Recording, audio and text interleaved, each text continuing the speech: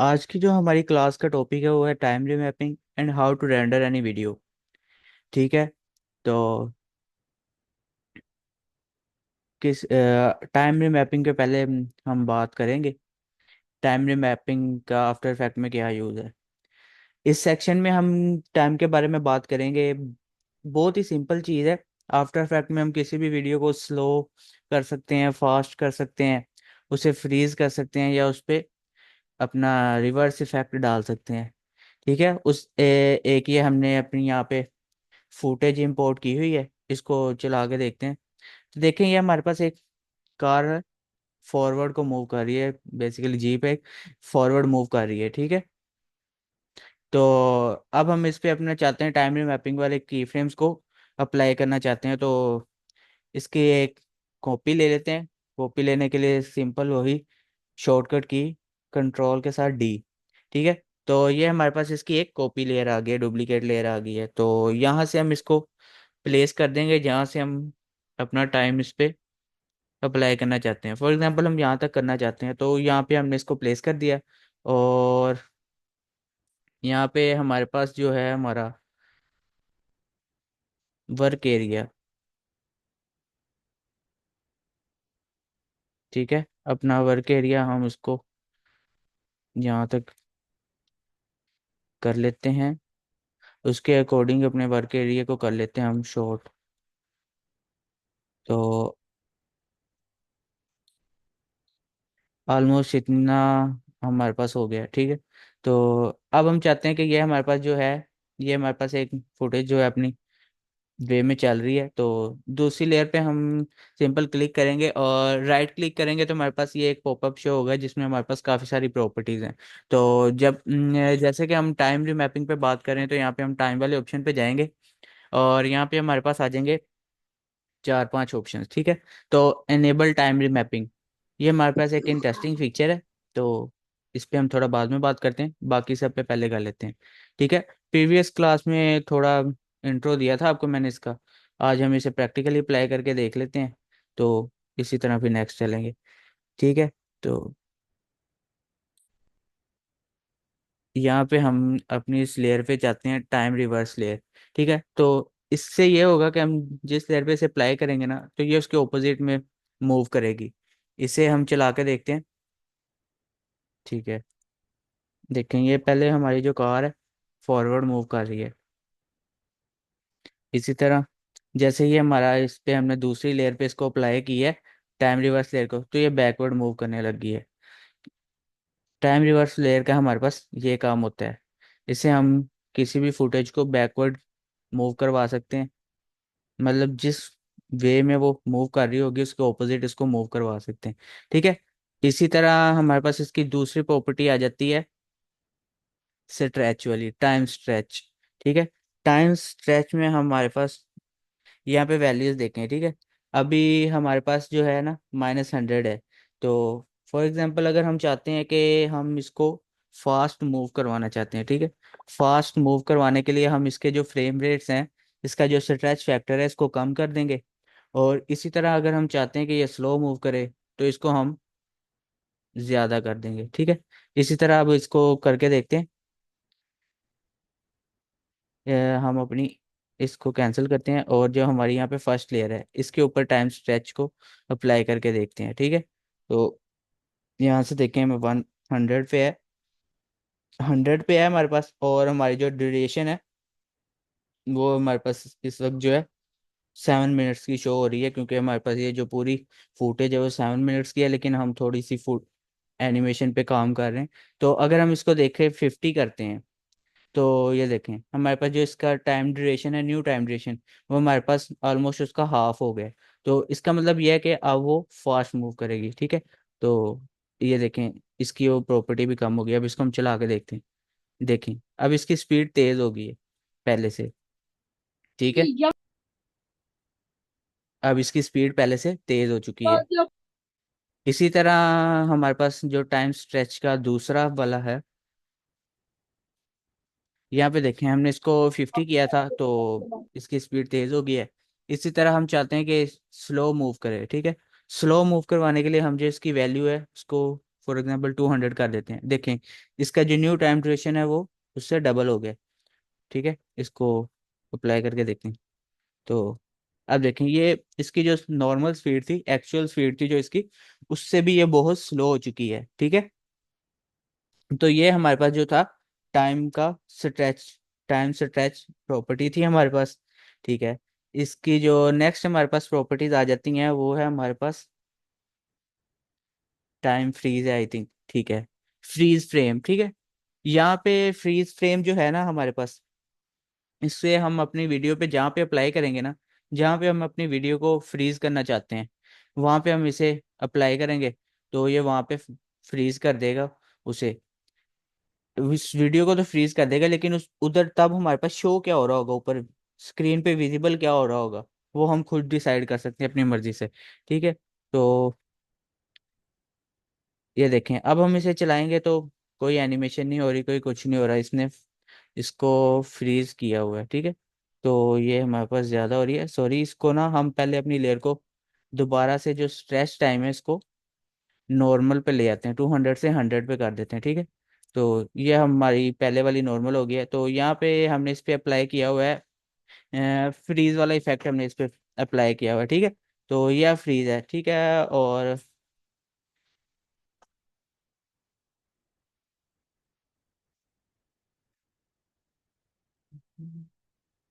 यहाँ से इसकी जो है पोजीशन, फ्रीज की जो पोजीशन है, हम चाहते हैं कि यहाँ पे आके हमारे पास फ्रीज, जो हमारे पास विंडो का जो प्रीव्यू आ रहा है इसमें जो हमारे पास फ्रीज फुटेज है उसमें हमारे पास ये पिक्चर नज़र आए।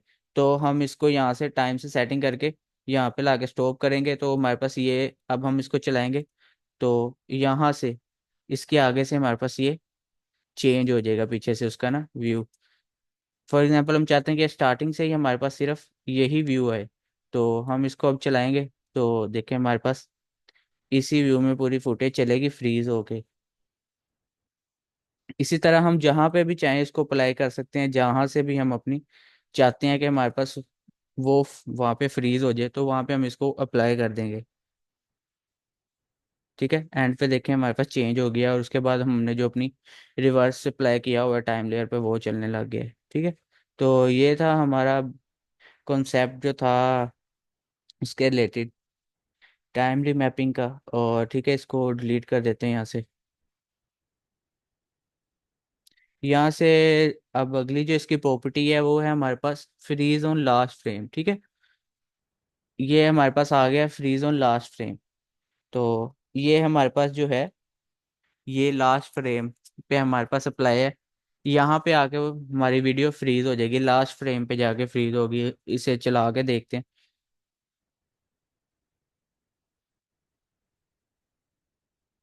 ठीक है, ये देखें लास्ट पे आके हमारे पास जो है ना इसकी, हमारे पास लास्ट पे जाके जो लास्ट फ्रेम है इसका, उसने वहां पे उसको फ्रीज कर दिए।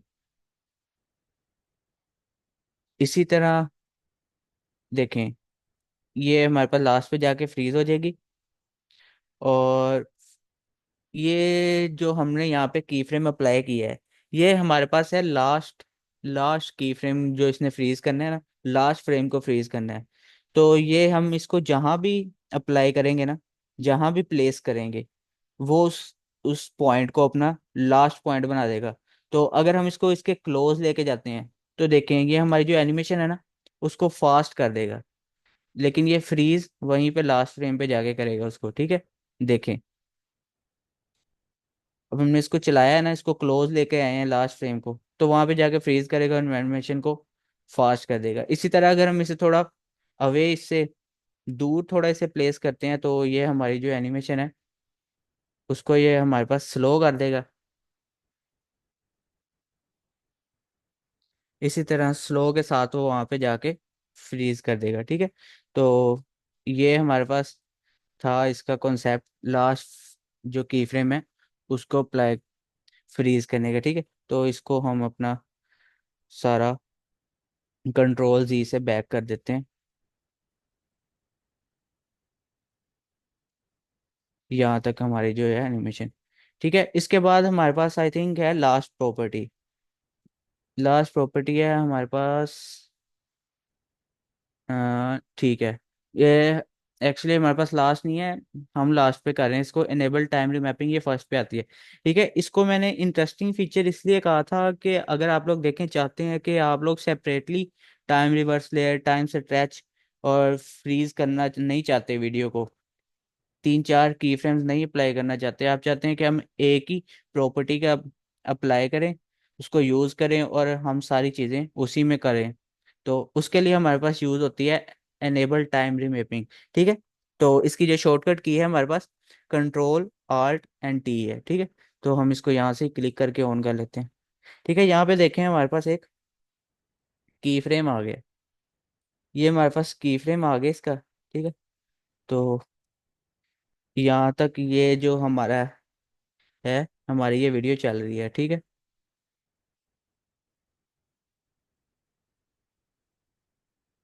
यहाँ अपने पॉइंट तक पूरी वाली वीडियो चलेगी। ठीक है, तो अगर हम चाहते हैं कि ये हमारी वीडियो फास्ट चले, तो हम जो इसके पॉइंट को नज़दीक लेके आएंगे, नज़दीक लाने के साथ साथ जो इसकी हमारे पास यहाँ पे इस पॉइंट पे हमारे पास जो वैल्यू है उसको थोड़ा इंक्रीज कर देंगे, तो ये देखें हमारे पास फास्ट इफेक्ट आ गया है। वहाँ पे जहाँ पे हमने अप्लाई किया वहाँ पे थोड़ा फास्ट हुआ, उसके बाद फिर से स्लो हो गया, और उसी तरह हमारा जो है रिवर्स लेयर चलने लग गई। ठीक है, इस तरह इन दोनों पॉइंट्स को हम करीब ले आते हैं।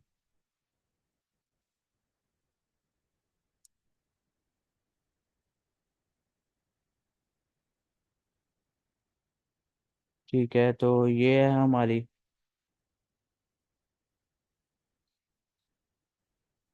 यहाँ पे जो इसकी वैल्यू है उसको हम कर देते हैं, कम कर देते हैं ऑलमोस्ट इतनी, इसकी फ्रेम की। ठीक है, अब इसे चला के देखते हैं, तो ये हमारे पास स्लो इफेक्ट आ रहा है।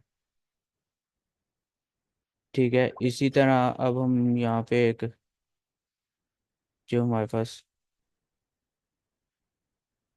की फ्रेम अप्लाई कर देते हैं यहाँ से। ठीक है, और यहाँ पे इसको हम वैल्यू जो इसकी है कम कर देते हैं, तो इसको अब चला के देखते हैं।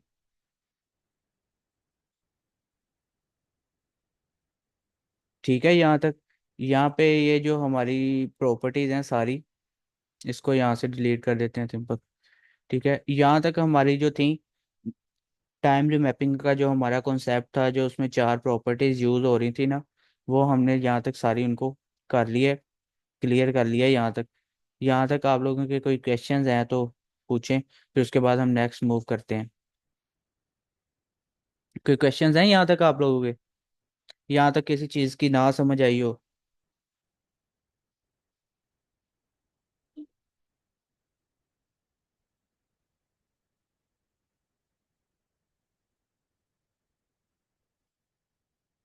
ओके, हम नेक्स्ट मूव करते हैं।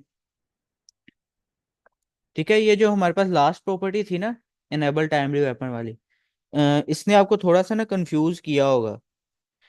लेकिन इसका कंफ्यूजन आपकी इस तरह दूर होगी कि आप जब इसकी प्रैक्टिस करेंगे ना, तो आप लोग जब इसकी प्रैक्टिस कर रहे होंगे, तो तभी आपको बिल्कुल ठीक से समझ आ जाएगा। ठीक है, आपने बस टाइम के अकॉर्डिंग की फ्रेम्स अप्लाई करते जाना है, और ये आपको इसकी ना खुद ब खुद समझ आती जाएगी, ये खुद प्रैक्टिस करने से ना आपको बेहतर आ जाएगी ये। ठीक है, उसके बाद यहाँ तक ये हमारा कॉन्सेप्ट क्लियर है। इसके बाद हमारे पास आ जाता है रेंडर वाला टॉपिक।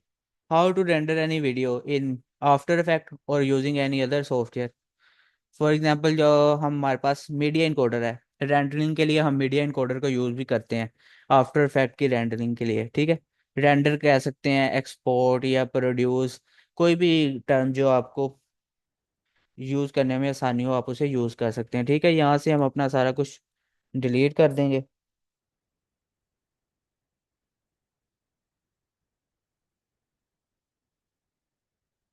यहाँ से हमने अपना सब कुछ डिलीट कर दिया। एक सिंपल एक हम अपना कोई यहाँ से उठा लेते हैं अपना, ये एक मेरा छोटा सा प्रोजेक्ट किया हुआ है, इसको उठा लेते हैं। ठीक है।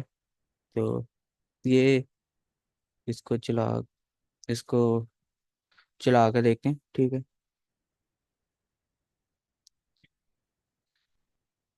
ये एक छोटा सा प्रोजेक्ट है हमारे पास।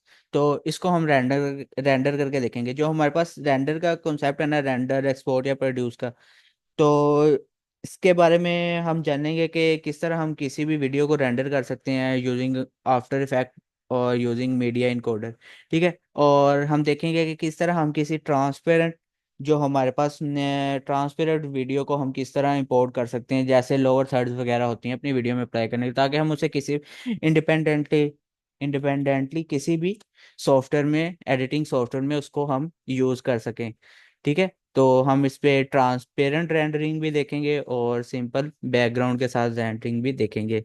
ठीक है। तो फर्स्ट ऑफ ऑल आप लोगों ने जिस चीज़ पे ध्यान देना है वो है कि आपने अपनी जिस कॉम्पोजिशन, ये जो जैसे क्रिएट हुई है हमारे पास, ठीक है, ये कॉम्पोजिशन है, आपने जिसको रेंडर करना है वो कॉम्पोजिशन आपने सेलेक्ट करके रखनी है, तो आपकी वही रेंडर होगी। अदरवाइज हम कोई प्रोजेक्ट कर रहे होते हैं और उसमें हमारे पास डिफरेंट लेयर्स बनी होती हैं, जिस तरह हमारे पास टेक्स्ट लेयर होती है, बैकग्राउंड होता है, कोई हमने उसमें पीएनजीज वगैरह ऐड की होती हैं। तो अगर आप लोग उनमें से कोई लेयर सेलेक्ट करके रखेंगे जो हमारे पास स्क्रीन पे विजिबल हो रही होगी, तो आपकी सिर्फ वही रेंडर हो जाएगी, आपकी पूरी वीडियो रेंडर नहीं होगी जो आप करना चाहते हैं। तो उसके लिए सिंपल यही हल है कि आप लोगों ने पहले जो है, आपने जो सी कॉम्पोजिशन अपनी रेंडर करनी है या प्रोड्यूस करनी है, तो उसको आपने सिलेक्ट करके रखना है। ठीक है। जिससे ये होगा कि आपकी बिल्कुल वही जो आपने कॉम्पोजिशन को करना है रेंडर, वही रेंडर होगी। ठीक है। सेकंड पे जो आ जाता है, आपने इस चीज का ध्यान रखना है कि जो आपकी जो वीडियो है वो ट्रांसपेरेंट है या उसके बैकएंड पे आपने कोई कलर चूज किया हुआ है, उसका कोई बैकग्राउंड चूज किया हुआ है। ठीक है। फॉर एग्जांपल हम जब एक प्रोजेक्ट क्रिएट करते हैं तो उसमें हम अपनी कॉम्पोजिशन का एक कलर सेलेक्ट करते हैं अपनी मर्जी से। मैंने आपको बताया होगा कि वो जो कलर होता है ना, वो बेसिकली हमारे पास बैकग्राउंड नहीं होता। अगर हम उसे आफ्टर इफेक्ट में ही रेंडर करेंगे तो आफ्टर इफेक्ट उसे एज अ बैकग्राउंड कंसिडर करेगा। अदरवाइज अगर हम उसे दूसरे अडोबी मीडिया इनकोडर में रेंडर करेंगे तो वो आपका जो बैकग्राउंड होगा उसको ब्लैक कर देगा, उसे वो एज अ बैकग्राउंड कलर नहीं यूज करेगा। तो इसीलिए अगर आप लोग चाहते हैं कि कोई भी आप लोगों ने बैकग्राउंड वगैरह क्रिएट करना है, तो आप उसको बैकग्राउंड क्रिएट कर सकते हैं। आपने हरगिज ये नहीं समझना कि जो आपकी कॉम्पोजिशन का कलर आपने सेलेक्ट किया उसे ही आपने बिल्कुल बैकग्राउंड नहीं समझना। ठीक है। तो हम इसको सिंपल यहाँ पे जो है हमारे पास, ये हमारे पास एक वीडियो है, इसको रहने देते हैं। एक कोई और प्रोजेक्ट हम ले लेते हैं जिसपे हम अपना थोड़ा सा प्रैक्टिकली भी इसको करके देख सकें। ठीक है। ये हमारे पास एक ट्रैकमेट का प्रोजेक्ट है हमारा, जिसपे हमने प्रीवियसली काम किया था। ठीक है। इसको चला के देखते हैं। तो ये हमारा वो ट्रैकमेट वाला प्रोजेक्ट है, तो इसी पे हम अपना अप्लाई कर लेते हैं।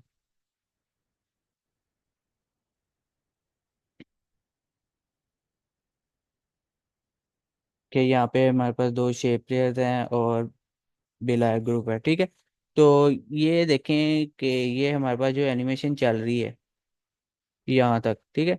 तो इसको आपने ध्यान ये रखना है कि आपने अगर अगर आप देखें, अगर तो आपको कोई, अगर आपने रेंडर करना है और आपको एक चीज आपने माइंड में रखनी है कि अगर तो आप जब रेंडरिंग कर रहे हैं तो अगर आपको बैकग्राउंड अगर आपने नहीं रखना, उसको ट्रांसपेरेंट ही करना है, तो वेल एंड गुड है। अदरवाइज अगर आपने उसको कोई बैकग्राउंड देना है तो उसके लिए हम यहाँ पे एक न्यू लेयर क्रिएट कर लेंगे, सॉलिड लेयर। ठीक है, सॉलिड। तो यहाँ से आप इसको कोई भी कलर दे सकते हैं अपनी मर्जी का। यहाँ पे इसको नीचे प्लेस करेंगे तो ठीक है। ये अब हम अगर इसको रेंडर करेंगे ना, अब हम अगर इसको वीडियो को रेंडर करेंगे तो ये जो हमारे पास बैकग्राउंड है ना, वो इसका रेड आएगा, रेड बैकग्राउंड में हमारे पास ये रेंडर होगी। तो ये था हमारे पास कि अगर हमने इसको बैकग्राउंड को चेक करना है, ठीक है। अदरवाइज हमने चेक अगर देखें हमारे पास कोई, इसको डिलीट करते हैं बैकग्राउंड। यहाँ पे है हमारे पास टोगल ट्रांसपेरेंसी ग्रिड। तो इससे हम चेक कर सकते हैं, देखें अब हमारा ये जो ट्रांसपेरेंट है, जो हमारा कॉम्पोजिशन का कलर था ना, वो बेसिकली कलर नहीं था, ट्रांसपेरेंट था। तो देखें इससे हम चेक कर सकते हैं कि हमारी वीडियो ट्रांसपेरेंट है या उस पे हमने कोई बैकग्राउंड अप्लाई किया हुआ है। ठीक है, यहाँ तक कोई क्वेश्चंस है आप लोगों का?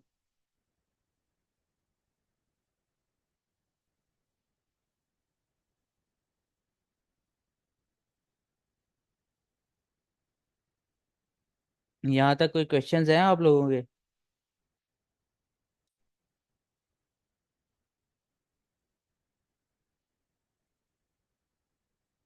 ये एक, ये मैंने खुद नहीं बनाई, क्योंकि हमारा जो मेन पर्पस था वो हमारा, हम कंसेप्ट को समझना था कि किस तरह हम अपने टाइम मैपिंग वाली प्रॉपर्टीज को उस पर अप्लाई कर सकते हैं। ये सिंपल एक मैंने वीडियो डाउनलोड की थी आप लोगों को समझाने के लिए। ठीक है, तो ये आप ये एनिमेशन आप बना सकते हैं अपनी मर्जी से। इस पे हम पहले बात कर चुके हैं, की फ्रेम्स की मदद से आप इसको इजीली बना सकते हैं।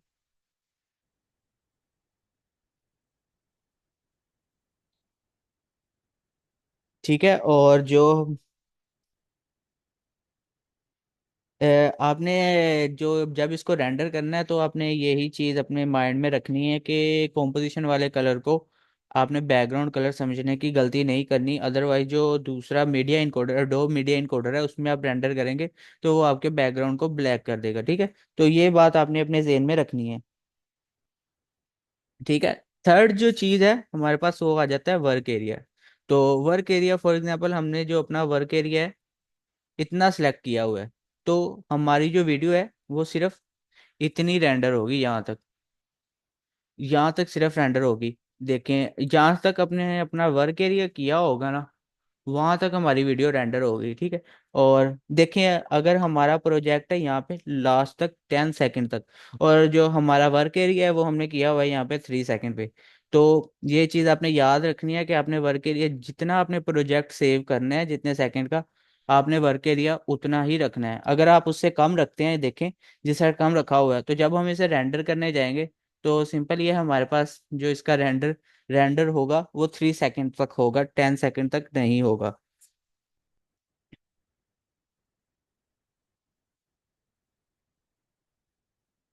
ठीक है, तो ये तीन मेन चीज़ें थी जो आपने रेंडरिंग के वक्त अपने जहन में रखनी है, ताकि आपकी रेंडरिंग में कोई परेशानी या कोई डिफिकल्टी ना आए। ठीक है, तो यहाँ तक सब कुछ करने के बाद, ये तीन चीज़ें चेक करने के बाद हमने आ जाना है अपनी रेंडरिंग की तरफ। यहाँ पे जाएंगे कॉम्पोजिशन में, तो यहाँ पे देखें आपको दो ऑप्शंस शो हो रहे हैं। ठीक है, ये हमारे पास दो ऑप्शंस हैं। दो ऑप्शन है। पहला ऑप्शन जो है हमारे पास अडोब मीडिया इनकोडर कोई है, जिसकी शॉर्टकट की है Ctrl Alt और M। और इसी तरह दूसरे वाला जो है हमारे पास ऐड टू रेंडर क्यू। ठीक है, सबसे पहले हम इसे ही करके देख लेते हैं, ऐड टू रेंडर क्यू वाले को। इससे हम अपने प्रोजेक्ट को करके देख लेते हैं। ठीक है, तो यहाँ पे हम इसको कर देते हैं।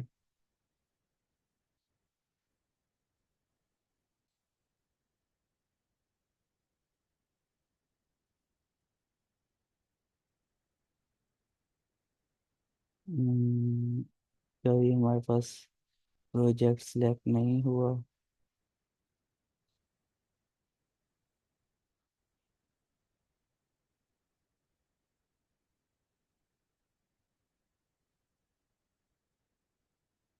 बोलें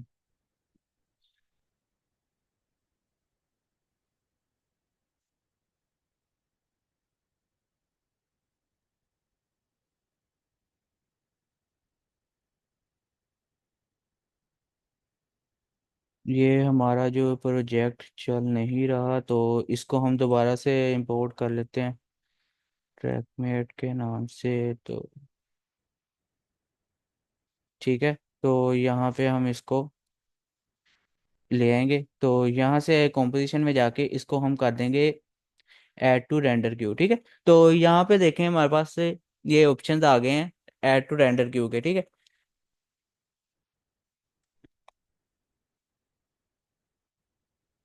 ऐड टू रेंडर क्यू जब हमने इसको किया है, तो देखें यहाँ पे ये हमारा जो है कॉम्पोजिशन टू हमारा जो आ गया, इसको हम मूव भी कर सकते हैं।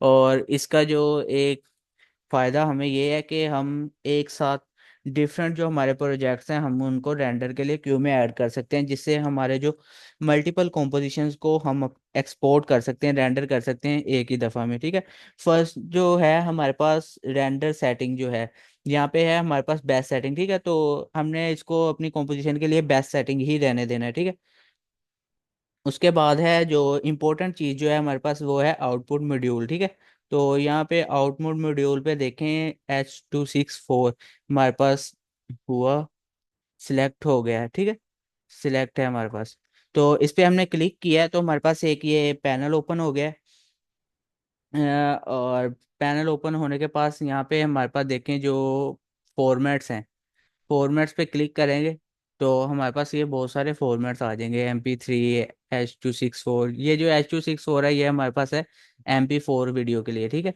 और जो ये क्विक टाइम है, मोस्टली हमारा जो आफ्टर इफेक्ट में ना ये क्विक टाइम वाला जो ऑप्शन है ये बहुत ज़्यादा यूज होता है, तो हम भी इसे सिंपल इसे ही सिलेक्ट कर लेते हैं। ठीक है, और इससे क्विक टाइम से ये होगा, जो आपकी कॉम्पोजिशन होगी ना वो आपकी एक मैक्सिमम अच्छी क्वालिटी में जनरेट करके देगा। ठीक है, तो ये हमारे पास इसकी इम्पोर्ट एंड उसके बाद हमारे पास वीडियो आउटपुट आ जाएगा। वीडियो आउटपुट में हमारे पास ये है फॉर्मेट ऑप्शन।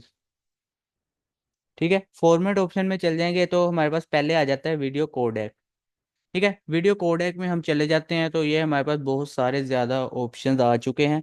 तो ये जो हमारे पास फर्स्ट वाले हैं एप्पल प्रो एप्पल प्रोरेस वाले, ये जो हैं हमारे पास ये ट्रांसपेरेंट रेंडरिंग को हैंडल करते हैं। उसके बाद जो ये है ये बैकग्राउंड वाली रेंडरिंग को करते हैं।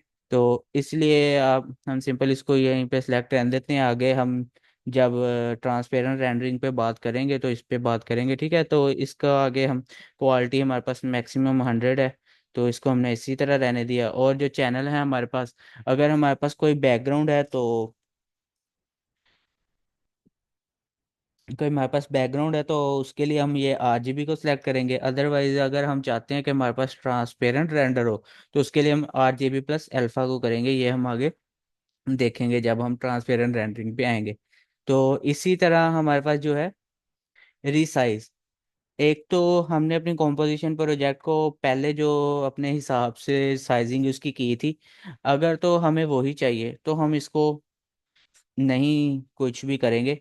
और अगर हम चाहते हैं कि फॉर एग्जांपल हम उसमें कोई चेंजिंग्स करना चाहते हैं तो हम यहाँ से रिसाइजिंग कर सकते हैं। ठीक है, तो यहाँ से हमारे पास क्रॉप का ऑप्शन है, उसको क्रॉप वगैरह करना चाहते हैं तो हम यहाँ से कर सकते हैं। उसके बाद हमारे पास ऑडियो आउटपुट है, अगर हमारे पास प्रोजेक्ट में कोई ऑडियो सॉन्ग हमने लगाया हुआ है तो वहाँ यहाँ से हम उसकी जो प्रॉपर्टीज़ हैं उन सबको हैंडल कर सकते हैं यहाँ से। ठीक है, तो इसी तरह ये हमारे पास हम इसकी बीट को सिलेक्ट कर सकते हैं। यहाँ पे इसके जो ऑडियो हमारे पास होगा तो उसके हमारे पास फॉर्मेट ऑप्शंस ऑडियो कोडेक हमारे पास आ जाएगा। ठीक है, तो यहाँ से हम इसको ओके कर देंगे। तो यहाँ आउटपुट टू थर्ड चीज़ है हमारे पास आउटपुट टू के हम इसको कहाँ पे सेव करना चाहते हैं। ठीक है, कस्टम में जाके सेट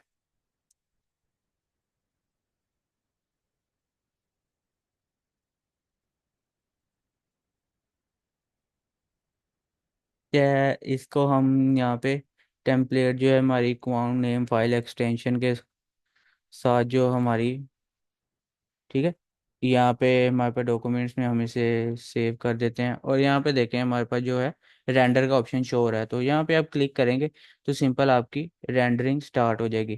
तो रेंडरिंग का जो टाइम है वो बेसिकली आपके प्रोजेक्ट पे डिपेंड करेगा कि आपका जो प्रोजेक्ट है वो कितना लंबा है। ठीक है। तो जो हमारे पास आफ्टर इफेक्ट में जो रेंडरिंग है उसको मैं आपको इसीलिए प्रेफर नहीं करूंगा, क्योंकि जो हमारी छोटी सी भी वीडियो होती है ना, उसको ना बहुत ज्यादा एमबीज में उसको ले जाता है, बाद का उसको जीबीज में भी ले जाता है। तो जो हमने अपनी वीडियो सेव की है कंपाउंड 2 के नाम से, आफ्टर इफेक्ट से जो रेंडर की है, इसकी हम प्रॉपर्टीज में जाके चेक करते हैं। चेकें, जो हमारी 2 से 3 सेकंड्स की वीडियो थी, उसको उसने हमें 25 MB का रेंडर करके दिया है। ठीक है। तो ये जब हमारा प्रोजेक्ट बड़ा होता है तो ये और भी आगे चली जाती है, उसमें जीबीज में चली जाती है। ठीक है।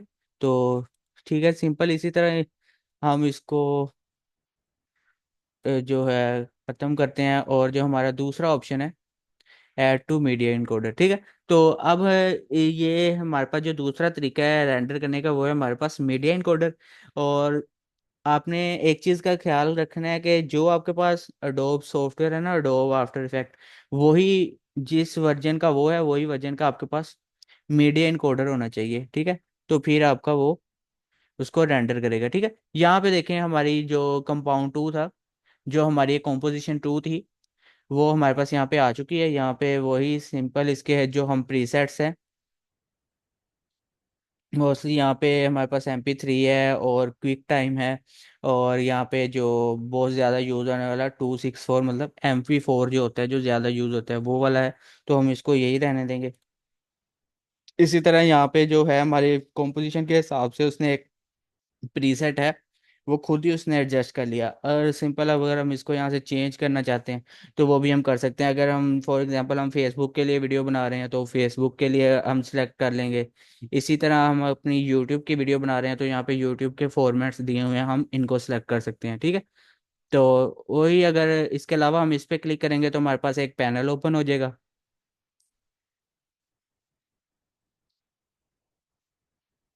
ठीक है। तो ये यहाँ पे हमारे पास एक पैनल ओपन हो जाएगा, इसमें फिर से वही सारी चीज़ें आ जाएंगी, इसके प्रीसेट्स, फॉर्मेट वगैरह, और जो सारा कुछ हमने पहले किया है, इसकी साइजिंग वगैरह सारा कुछ वही आ जाएगा। ठीक है। तो इसकी वही पोजीशन आ जाएगी कि हम इसको कहाँ पे सेव करना चाहते हैं। और यहाँ पे आपके पास बटन होगा, ये एरो सा बना हुआ है, तो इस पे क्लिक करेंगे। ठीक है। तो आपकी जो रेंडरिंग है वो स्टार्ट होगी आपकी वीडियो की।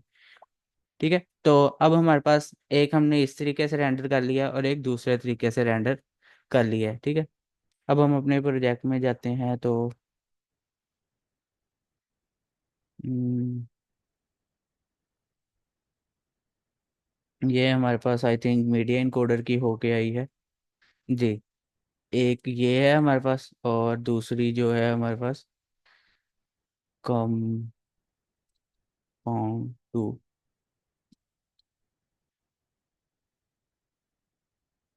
देखें, अब इन दोनों का आपस में हम कंपैरिजन करें तो यहाँ पे देखें, एक जो हमारी वीडियो थी वो ही सेम 25 MB की थी, और दूसरी जो हमारी वीडियो बनी है वो कुछ 1 MB से भी कम की है, ऑलमोस्ट 1 MB से भी कम है ये, 742 KB।